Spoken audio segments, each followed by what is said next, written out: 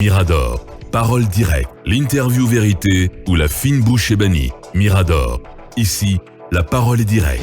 La parole est directe forcément avec lui, Dr Sékou Kouressi Condé, président du parti Arena et directeur exécutif d'African Crisis Group. Il est notre invité. Bonjour à vous, docteur. Oui, bienvenue. Bonjour à Bokar Diallo et bonjour à tous vos célèbres journalistes qui vous entourent. Bien. Merci.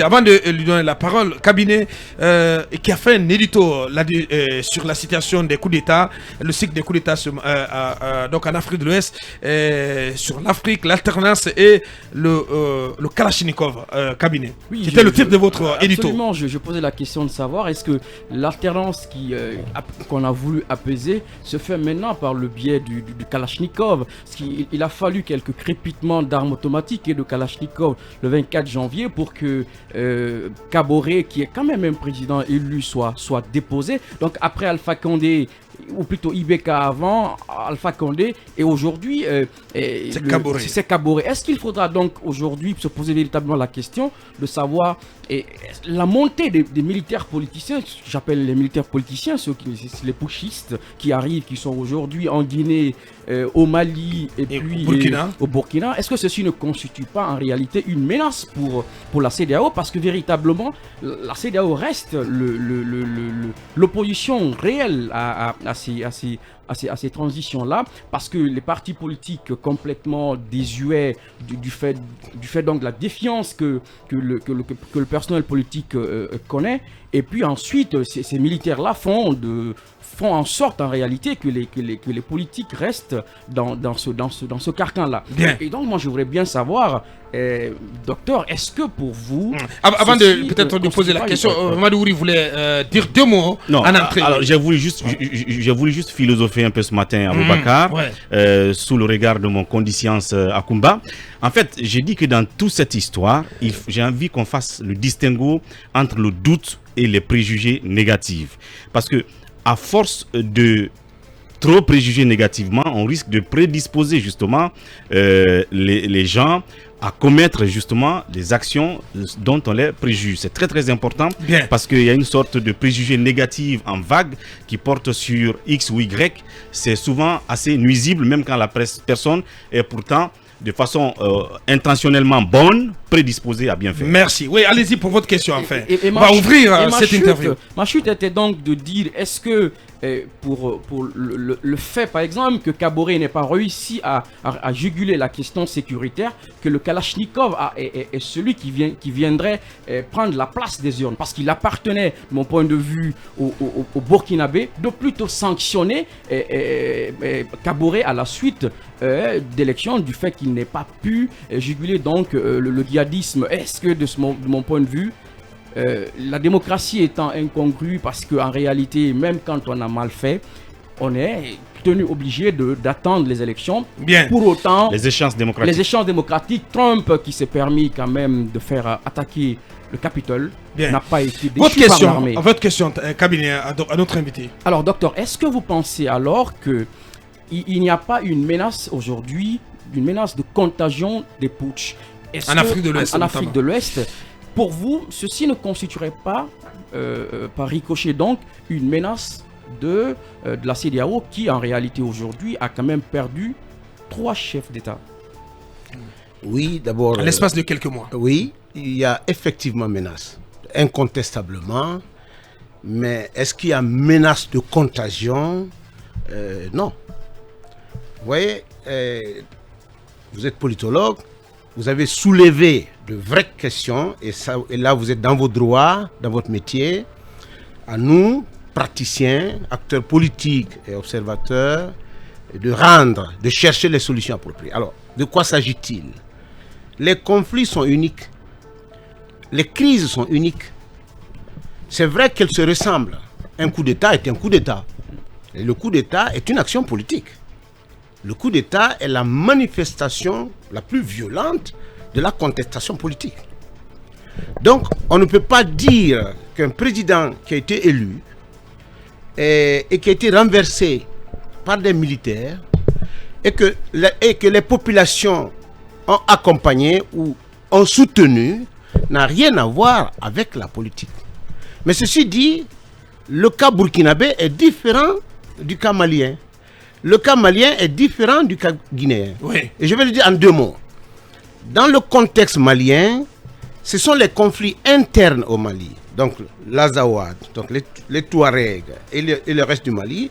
Et les djihadistes au nord du Mali se sont greffés à ce conflit interne, intermalien, pour en faire une avancée, une véritable cause de déstabilisation de la société malienne. Nous connaissons le reste. En 2013, l'opération Serval, déclenchée par la France, a juste permis d'arrêter l'avantage des djihadistes sur la capitale. L'avancée donc. Très bien. En ce qui concerne le Burkina, le vendredi 21 passé, janvier, la délégation de African Crisis Group a été reçue par le président Marc. Et à cette délégation, il signalait son impuissance face à ses appels à l'Occident, aux pays européens, pour l'aider à faire face à l'avancée terroriste. Donc, le peuple burkinabé a soutenu le président Marc Kaboré. Mais c'est en novembre, le 14 novembre précisément, lors de l'attaque de la gendarmerie de Tania, avec les 53 gendarmes et militaires égorgés, et les conditions dans lesquelles les militaires vivaient, ils n'avaient pas d'approvisionnement, il manquait de renforts humains, et il manquait même d'armement. Ces militaires ont été filmés en train de chasser les gibiers en brousse pour se nourrir.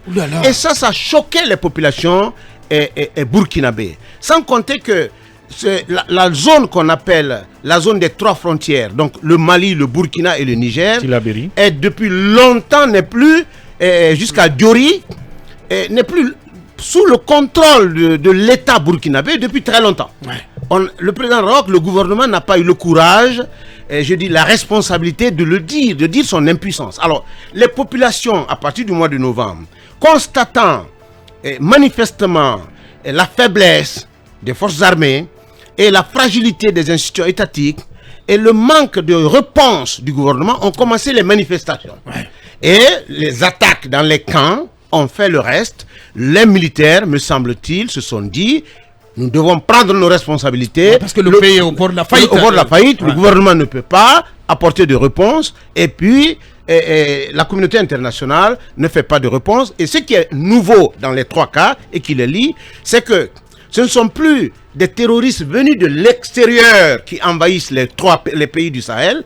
Ce sont des communautés africaines, autochtones, qui se mêlent du djihadisme. Donc, ça rend très compliqué. Alors, en réponse, effectivement, les coups d'État sont en contradiction avec la Charte des Nations Unies, avec la Charte de l'Union africaine, avec la Charte de la CEDEAO et même avec les constitutions des pays respectifs. Cela est une chose et c'est évident. Est-ce que ces coups d'État vont se reproduire et se multiplier? Je n'en suis pas sûr. Oui, mais au rythme où ils se produisent, ils se perpètrent, ils se commettent ces coups d'État, c'est aller vite du Mali au Burkina en passant par la Guinée. Est-ce qu'il n'y a pas une inquiétude, donc il y a un effet domino et que d'autres pays qui connaissent également des crises internes, à la fois au plan politique et militaire, suivent donc soient visés par d'autres opérations de même type. Vous savez, le pouvoir est tentant. Je ne suis pas un défenseur des coups d'État, mais loin s'en faut. Je suis un républicain, un pacifiste, un panafricaniste.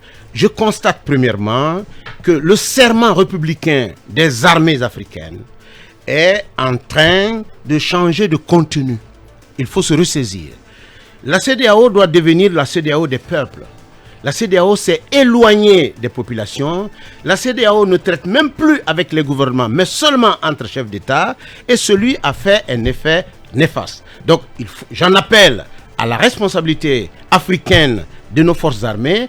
Quoi que l'on dise, j'ai pris l'exemple du Mali. J'étais avec des auditeurs maliens ce matin. J'ai dit, depuis le président Modibo Keïta en 1968, avec Moussa Traoré, jusqu'à aujourd'hui, vous avez eu combien de coups d'État? Est-ce que les coups d'État vous ont sorti des difficultés économiques, politiques et socioculturelles? Le coup d'État n'est pas la réponse. Évidemment, au cas par cas, il faut que nos militaires, nos officiers assermentés sachent non seulement justifier leurs actions, mais il ne faut pas que la transition soit un escalier de prise de pouvoir et d'installation au pouvoir. Mais dans le même sillage, puisqu'on parle toujours de la CEDEAO, vous en appelez tout à l'heure à la CEDEAO des peuples, donc au lieu de continuer à être un club de chefs d'État, un syndicat de chefs d'État, mais que peut faire dans l'immédiat en termes de réforme, en termes de réorientation de ces approches pour contrer le flux de coups d'État? Qu'est-ce que la CEDEAO peut faire au-delà de brandir des sanctions? Parce qu'on se rend compte à l'évidence que les sanctions ne sont plus une réponse adéquate, une réponse appropriée pour effrayer qui que ce soit à ne pas commettre, à ne pas s'engouffrer dans la même brèche que Koïta, Mamadi Doumbouya ou le Burkinabé. Le problème est très profond, la crise est très profonde et multidimensionnelle. C'est-à-dire que ce qui se passe au Mali, c'est un peu entre l'Occident et la Russie. Il y a cet aspect aussi de la question. Aujourd'hui, la Russie est venue en protecteur du Mali et le gouvernement malien assume ça. Quant à la CEDEAO, les sanctions annoncées par la CEDEAO, entre guillemets, c'est-à-dire exclut les denrées de première nécessité, exclut l'électricité, exclut le carburant, et ma foi, la batterie, l'arsenal de riposte de la CEDEAO et de l'Union et des Nations Unies n'a pas été effectivement déployé. Sans compter que le Mali a 2 frontières non CEDEAO, la Mauritanie et l'Algérie. Voyez-vous? Donc, qu'est-ce que la CEDEAO doit faire ou devrait faire? Au-delà des sanctions. Parce qu'on se rend compte que les sanctions ne règlent pas le problème. La CEDEAO ne dissuadent pas. La CEDEAO s'est privée récemment d'un outil majeur, c'est la médiation. C'est-à-dire que la recette africaine en matière de régulation des conflits, en matière de règlement des conflits, c'est la médiation. Nous avons travaillé... Qui ne passe pas aussi, il y a la médiation de la CEDEAO à travers Goodluck Jonathan au Mali. La Guinée, la junte militaire guinéenne a rejeté il y a même une équipe si vous voulez, la diplomatie préventive qui a été installée à travers notre compatriote Madame Ayasaran Daraba et je crois l'ancien président Goodluck qui sont membres de ce comité, si je ne me trompe. Est-ce que cela ne résout pas le problème? On se rend compte que ni les sanctions, ni ces approches de médiation, ni de la diplomatie préventive, les coups d'État repartent de plus belle en Afrique de l'Ouest. Écoutez, il y a les initiatives africaines de médiation et de règlement pacifique. Il faut revenir à cela. C'est-à-dire que, je prends l'exemple de 2014 avec le président Blaise, African Crisis Group était au Burkina dès le mois d'octobre, après l'annonce du projet de modification de la Constitution, de l'article 37, nous étions déjà au Burkina. La CEDEAO n'est venue que 3 mois après. Voyez-vous, c'est-à-dire que la réponse institutionnelle n'est pas la solution. La réponse doit être transnationale et transfrontalière. Il faut que les sociétés civiles, les partis politiques, les organisations, les médias puissent communiquer sur le sort du Mali comme si c'était le sort de la Guinée. Ce dont il est question, ce n'est pas... La CEDEAO n'est pas tributaire de notre destin. Nous sommes tributaires, nous sommes responsables de notre destin. Il faut aplanir les choses. Il faut encourager les peuples à aller les uns vers les autres. C'est cette approche transfrontalière et transnationale des initiatives de société civile, de société politique qui pourra nous permettre de changer le cap. Allez-y, Talibé Bari. Alors, la CEDEAO, son slogan, c'est de migrer d'une CEDEAO des États vers une CEDEAO des peuples. Mais comme vous l'avez dit, le constat, c'est que cette CEDEAO s'est même coupée des gouvernements, des parlements aussi, pour ne traiter qu'avec ces chefs d'État. Mais aujourd'hui, l'effet contagieux dont parlait Cabinet, beaucoup le craignent encore.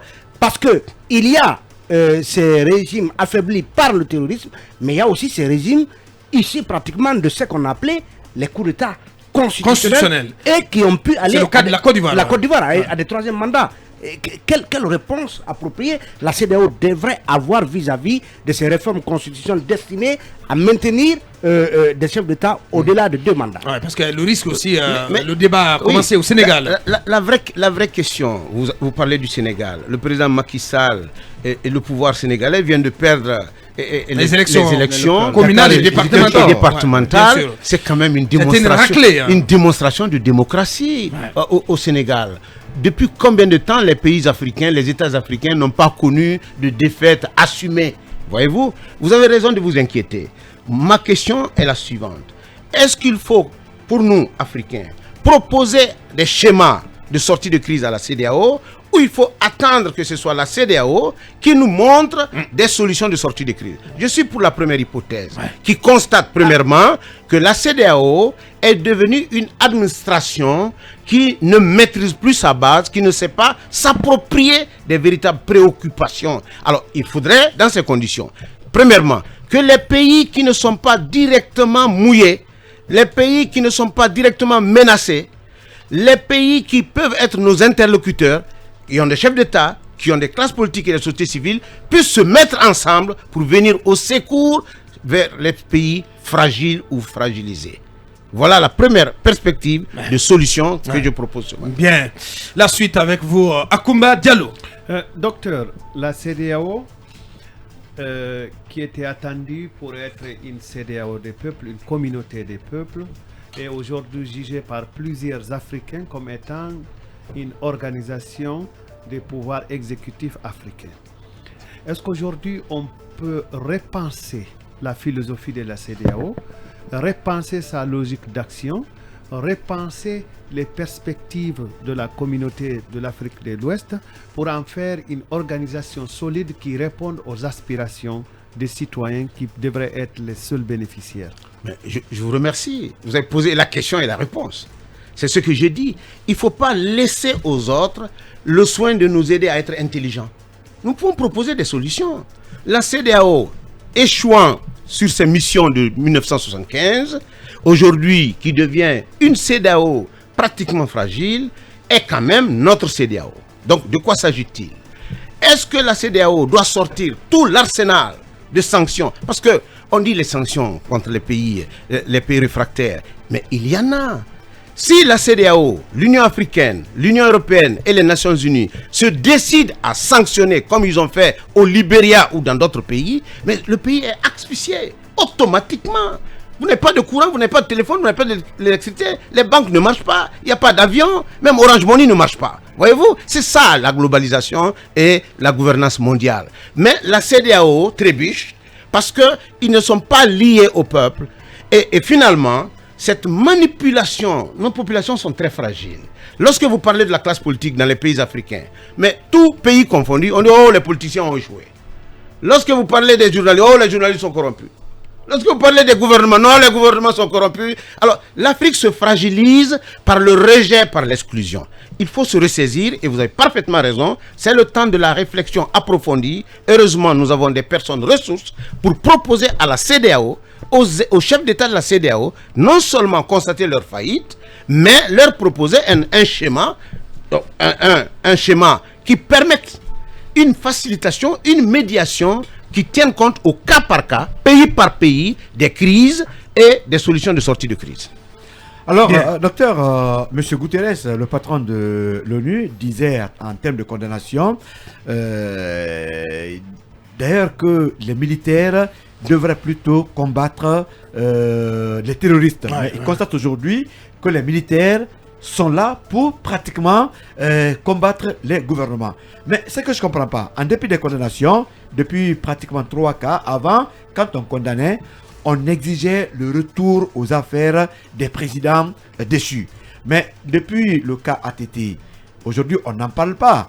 On demande seulement la libération des présidents. Est-ce que ces institutions ne sont pas en train de légitimer les coups d'État? Monsieur Burkina, on appelle à la libération du président. En Guinée, on appelle à la libération du président. Mais on n'a pas exigé, en tout cas, leur retour au pouvoir. Comment comprenez-vous cela?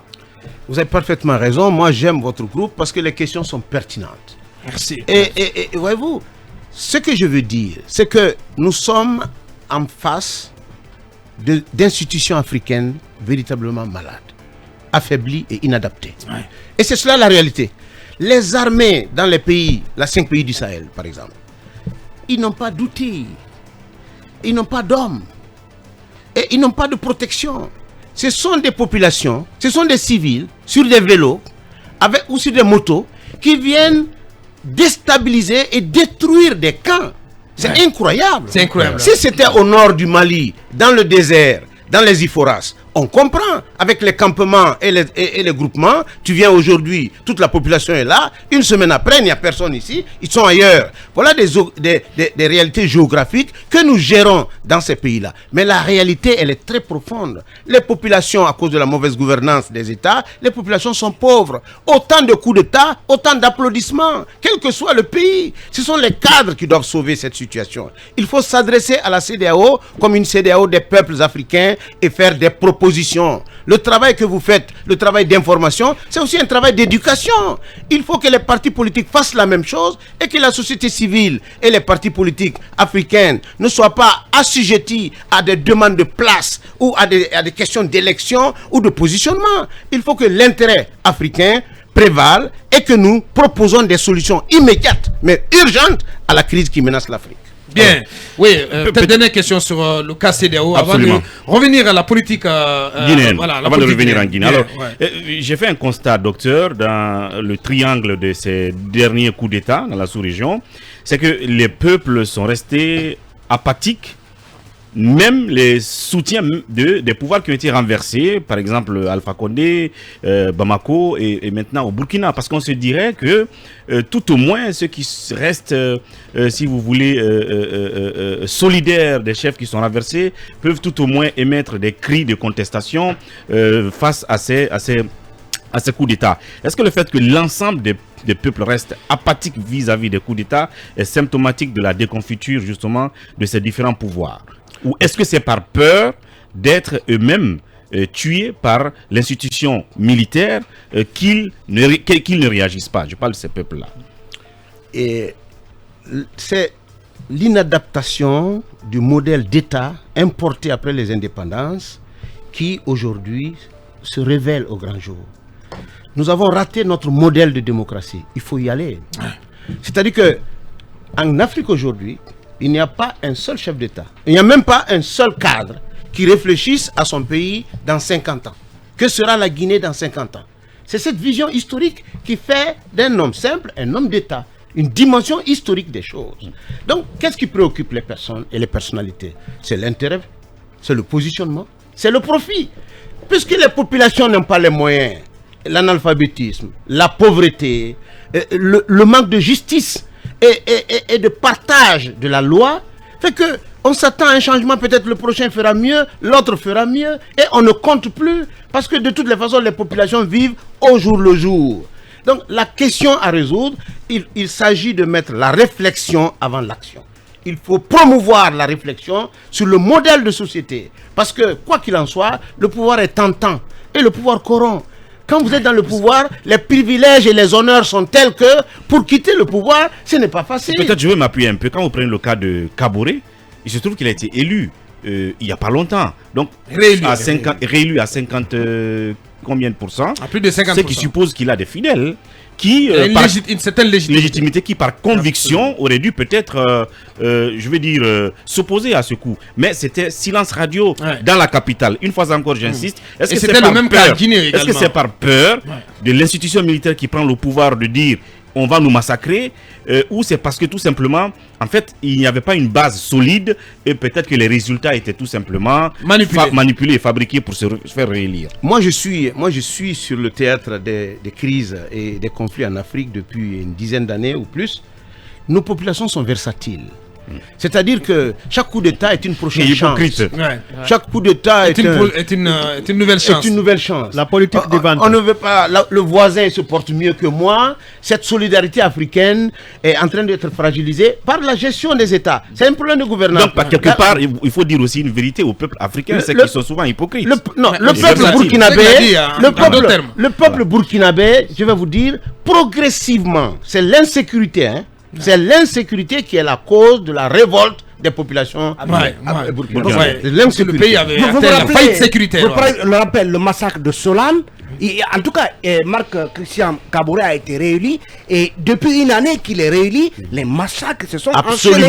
Il faut le noter. Absolument. Non, c'était le chaos sécuritaire c'est vrai, au Burkina Faso. Oui, dernière question avant de... Est-ce que autant la difficulté dans le micro, c'était la difficulté pour les élus, donc les gouvernants, de proposer des réponses politiques, est-ce que ça veut donc dire que les putschs devraient être en réalité des éléments réparateurs à la place des urnes? Je pose bien la question. Votre collègue a énoncé la nature de la question. Ce sont les peuples qui doivent interdire les coups d'État. C'est-à-dire que le militaire ne se privera pas. Parce que, comme on dit, ce sont les structures les mieux organisées qui prennent le pouvoir en situation de crise. Ils sont les plus stables et les plus hiérarchisés. Voyez-vous? Mais c'est à nous de dire, voilà la limite et voilà les limites. La Révolution française, c'est ça. Toute l'indépendance africaine, mais c'était ça aussi. La puissance coloniale était infiniment plus puissante. Nos pères, ils étaient très jeunes, ils n'avaient pas de diplôme, ils n'avaient pas d'internet, ils n'avaient pas d'avion, mais ils ont conquis l'indépendance avec la volonté, avec la force de la volonté. C'est ça qui nous manque aujourd'hui. Quel que soit Cabinet Fofana, s'il est président de la République demain, je me permettrai de l'aborder en tant que Cabinet Fofana. Il faut éviter cette démagogie. Il faut pouvoir se dire... Ce complexe, il faut se dire, c'est quand même mon fils, c'est quand même mon neveu, mon grand frère, c'est quand même mon pays. Il faut qu'on se dise la vérité. Objectivement, l'Afrique est menacée. Nous sommes dans une crise profonde, multidimensionnelle, entre les puissances, entre les communautés, entre les partis politiques et entre les gouvernants et les citoyens. Il faut de la réflexion pour sortir. Bien, c'était donc l'analyse, la grille de lecture de notre invité sur la saison des coups d'État en Afrique de l'Ouest. Mirador. En peu de temps, nous avons imposé notre marque de fabrique et posé notre empreinte sur la tranche 8h-11h, sans tambour ni trompette. Film FM, l'assommoir de la concurrence. Mirador, la plus grande tribune politique de la Guinée, l'habitacle de la pluralité des opinions. Mirador, le grand safari de l'investigation journalistique. Aboubacar Diallo. Quelques réactions, pas de course avant de repartir pour la suite, la deuxième partie de cette interview. Pour l'autorolissant, bonjour Aboubacar à toute l'équipe. J'ai une question pour votre invité. Qu'est-ce qui explique les coups d'État en Afrique? Donc je crois que la question elle a déjà été prise en compte. Les mandats de trop font-ils partie donc des raisons? Est-ce que je crois qu'il a noté les mandats de trop font-ils partie des raisons des coups d'État, sachant que vous avez soutenu, sachant que vous avez soutenu le troisième mandat pour M. Alpha Condé qui a occasionné sa chute. C'est pour l'autorolissant, coordinateur des auditeurs de Film FM. Djelikouman Djoubaté de Film. Bonjour Mirador. Titi, après le printemps arabe, voici le printemps ouest-africain. Je vous rassure que cette valse des militaires au pouvoir ne se limitera pas au Burkina tant qu'une partie de la population les acclamera et c'est juste malheureux, estime Djelikouman Djoubaté. Cet autre, c'est qui exactement? Lansana Zidane, camarade de la génération alphaïste convaincue. Bonjour Titi à toute l'équipe de Mirador. Dites à Fofana que le RPG Arc-en-Ciel est plus déterminé aujourd'hui qu'hier. En plus, le choix de notre leader pour les élections à venir se passera au siège national. Titi, je vous assure que tous ceux qui souhaitent voir le RPG Arc-en-Ciel en lambeaux seront surpris de notre motivation pour la reconquête du pouvoir. Signé Lansana Zidane, camarade de génération alphaïste convaincu. Cet autre Koulibaly, le démocrate, à partir du moment où la classe politique a échoué, cette transition doit être dirigée en majorité par la société civile. Le choix du colonel est judicieux. Aboubacar, big up, c'est l'avant-dernier du PADES. D'abord, honnêtement, je suis tout à fait en phase avec vous sur l'analyse faite par beaucoup d'entre vous sur le sujet lié à la durée de la transition. Tout porte à croire que le CNRD joue avec l'intelligence de la classe politique et surtout à la patience du peuple des Guinées. Je m'arrête sur cette réaction de Mamadi Original, PADES également. L'ANAD s'oriente exactement là où on l'attendait, une opposition dirigée par CDD qui s'oppose violemment à tous les régimes en Guinée. Le CDD est très mal entouré, donc il parle de Cellou Dalein, très mal entouré par des gens émotionnels comme Fodé Oussoufouana qui s'attaquent à tous ceux qui veulent apporter des bonnes images à Cellou. La finale PADES et UFDG sera sans merci à la fin de la transition. Mamadi Original, soirée du PADES, la suite. Film FM, Mirador, parole directe, l'interview vérité ou la fine bouche ébanie. Mirador, ici, la parole est directe. on en vient donc aux questions nationales sur la transition, docteur Sékou Koureyssi. Vous avez été, si je m'abuse, au CNT. D'abord, cette question sur les conditions de fixation de la durée du chronogramme de la transition. Talibé Bari rappelait ce matin donc, la disposition relative à cette question à l'intérieur même de la charte de la transition en son article 77 qui indique que la durée de la transition sera fixée solidairement par les forces vives et le CNRD. Donc à aucun moment, en tout cas dans les dispositions de la charte, à aucun moment donné, il a été indiqué clairement, expressément que c'est au CNT de fixer, en tout cas de se prononcer sur la durée de la transition. Ou bien une autre interprétation est possible de, si vous pouvez rappeler l'article 77 Talibé, est-ce que une autre interprétation est possible de cette disposition? Article 77, la durée de la transition sera fixée de commun accord entre les forces vives de la nation et le comité national du rassemblement pour le développement. On a rappelé cet article pour dire que quand vous prenez l'article 57, le Conseil national de la transition a pour mission, donc dans les 5 missions citées, il n'y a pas celle liée à la fixation de la durée de la transition. Qu'en pensez-vous? D'abord la charte. Je suis parmi les citoyens qui s'expriment souvent et qui dit en âme et conscience ce qu'ils pensent. Je peux me tromper, mais je ne trompe pas.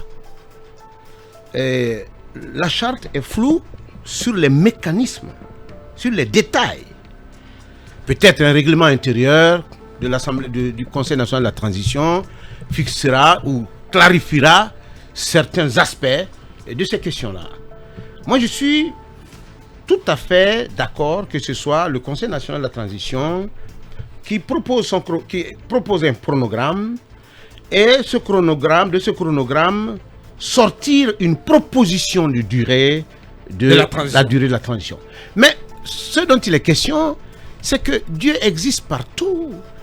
Ce dont il est question, c'est que la durée d'une transition, ce n'est pas un mandat présidentiel. Donc 5 ans, c'est exclu dans la transition. Ouais. C'est une question de bon sens. 3 ans, c'est trop pour une transition. C'est une question de bon sens. N'allons pas loin. Si on prend 2 ans, on est déjà 5 mois passés. Écoutez, le compte est fait. C'est une question de bon sens. Mais puisque nos sociétés sont fragilisées, nous sommes des sociétés à tradition orale. La rumeur a plus d'impact et plus d'incidence sur la raison.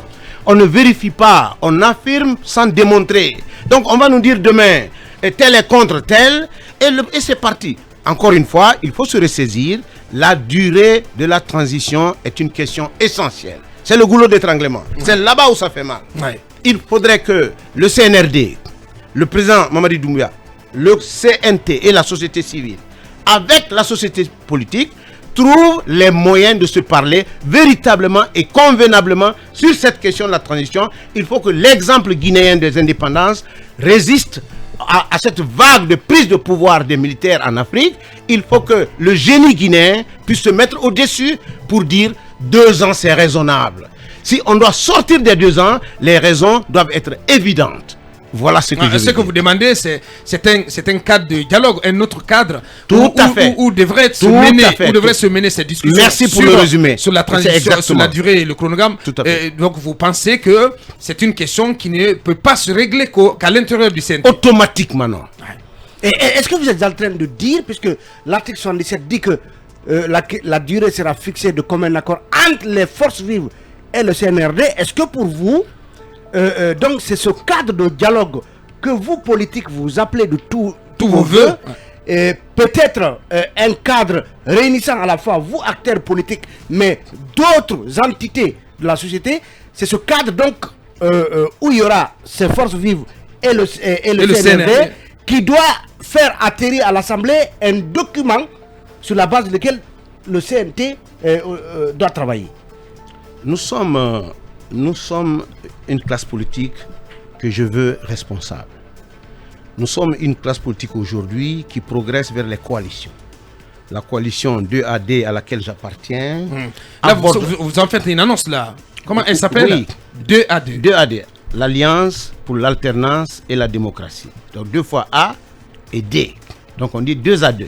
Alliance pour l'alternance et la démocratie. Et depuis quand vous avez quitté le CPP? Et elle va être lancée quand? Nous avons une réunion qui est prévue demain à 14h au siège du PUP. Et à cette occasion, nous donnerons des clarifications liées à cette nouvelle coalition. Vous comptez combien de partis, votre alliance? Il y a le PUP, il y a l'Alliance pour le renouveau national, il y a le président Jean-Marc Teliano, il y a Maître Kabele Kamara, il y a le parti Guide et d'autres partis. Nous sommes déjà 8, il y a certainement M. Etienne Sorpogui et d'autres. Donc ce n'est pas le nombre qui fait, c'est le poids intellectuel, c'est le poids politique qui est important à apporter. Il faut une troisième voie de médiation, de réconciliation et qui permette d'aller vers des questions précises telles que la durée. C'est pour cela que je voulais dire, est-ce que c'est la coalition des non-alignés? Pourquoi vous parlez de troisième voie? Ça ressemble à une coalition des non-alignés. Oui, nous étions les non-coalisés avant. C'est-à-dire que c'est l'ensemble de ces partis-là, quoi que l'on dise, qui n'étaient ni dans l'ANAD, ni avec le RPG, ni dans un autre groupe. Ce sont ces partis-là qu'on appelle les non-coalisés. Et finalement, les non-coalisés se sont constitués en coalition et pour porter une voie de la médiation et de la réconciliation. Donc, surtout, pour aller à des questions très précises. Vous n'êtes ni du CPP ni du FPP. Écoutez, je vous un mot sur ces plateformes. Je vous prie de souffrir, d'attendre le jeudi à 14h pour nous permettre de vous dévoiler ce que nous sommes. Oui, docteur, quand vous dites une troisième force, c'est une troisième voie. C'est par rapport aux 2 voies que sont le CPP et le FPP ou par rapport à l'ancienne mouvance et cette ancienne opposition. Non, je crois que c'est par rapport au CPP et au FPP. Oui, mais il y a une autre plateforme. Le RPG est une plateforme. Oui, bien sûr. Alors, le CPP est une plateforme, le FPP une autre plateforme. Alors, qu'est-ce qui lie ces plateformes-là? C'est la Constitution, le chronogramme, la durée de la transition. La loi électorale, etc.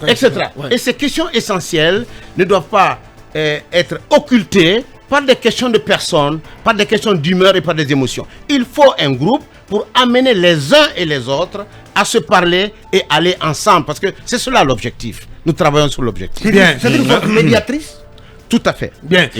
Plus globalement, j'ai envie d'avoir d'autres questions. Peut-être je pose ma question avant de passer la parole à Cabinet, Lincoln et Akumba. Plus globalement, quand vous regardez aujourd'hui la conduite de cette transition depuis un peu plus de 4 mois, est-ce que vous estimez qu'elle va dans la bonne direction? Il y a eu des actions, je l'ai dit, il y a eu des actions symboliques très fortes que j'ai saluées. Le traitement qu'on fait de l'adversaire et de l'adversité est nouveau et c'est bon. Mais au plan politique, il y a beaucoup de flou. Il faut faire attention. C'est-à-dire qu'il faut que les intentions soient manifestes. C'est-à-dire qu'on ne se cache pas de son peuple. Nous sommes la République de Guinée. Ce que nous voulons de notre transition, elle sera comme ça. Donc ce n'est pas la peine d'aller prendre des conseils ailleurs. Nous avons une opposition truffée de personnalités internationales et nationales. Nous avons des personnalités d'expérience. Nous avons une jeunesse motivée et compétente. Donc nous avons tout ce qu'il faut pour régler nos problèmes entre nous ici. Donc si on met 15 personnes pour les partis politiques, alors qu'une transition, un conseil national de la transition est éminemment politique. On prend 9 militaires pour un conseil national de la transition. Donc, et la société politique et les armées, les forces armées sont réduits à une portion congrue. Le reste, c'est la société civile. Tout le reste, c'est la société civile. Donc, la société civile est tellement majoritaire qu'elle devient société politique. Et nous devenons politique extra-parlementaire. Je voulais éviter ça. Et cela ne vous rassure pas? Et ça ne me rassure pas, effectivement. Alors, un mot sur Dansa, qui a été préféré à d'autres au poste de président du CNT. 2 choses. Premièrement, c'est le pouvoir réglementaire. C'est la charte qui dit que c'est le président de la République qui désigne. Il a désigné. Deuxièmement, il a désigné la société civile. Adja Rabiatou Sera Diallo était de la société civile. Et c'est le président de la République qui porte la responsabilité de son décret. Et ce n'est pas à moi de le commenter. Cependant, que pensez-vous de l'aptitude de Dansa à faire consensus à la tête de ce CNT? sa capacité à faire consensus, je ne me pose pas de questions, je n'en doute pas. Parce que c'est un garçon, c'est un homme d'expérience quand même, quoi que l'on dise. Ouais. Donc, il sait tenir compte des critiques, il sait tenir compte des observations. Il a avec lui des personnalités qui ont souhaité être dans le CNT. L'Alliance pour le renouveau national, par exemple, n'a pas déposé de demande. Nous n'avons pas déposé de dossier. Nous n'avons pas déposé ni pour le gouvernement, ni pour le CNT. Bien. Nous voulons contribuer au travail intellectuel, à la réflexion d'ensemble sur la réussite. Donc, ceci dit, j'attends du président Dansar qu'il soit comme ou plus que Rabiatou Serra Diallo, qui en 8 mois a fait un travail énorme que les Guinéens ont minimisé et que les Guinéens n'ont pas suffisamment salué et qui mérite d'être salué. Très bien dit. Allez, Madouri. Docteur Kouressi, pour les 3 dernières questions. S'il faut saluer justement le fait d'aller à l'arbitrage, parce que c'est ce qui leur a été demandé, que dites-vous justement des conséquences? Parce que ça a suscité des levées de boucliers déjà, notamment à l'ANAD, qui crie à l'injustice quand il compare le nombre qu'on leur a affecté à celui de la coalition du RPG. Et pour terminer, dans ce trio de pays au coup d'État, est-ce que vous pensez que le CNRD est devant l'impératif de, si vous voulez, montrer la porte aux 2 autres en termes de bonne sortie, de bonne fin de coup d'État pour que les autres nous suivent? Je le souhaite vivement.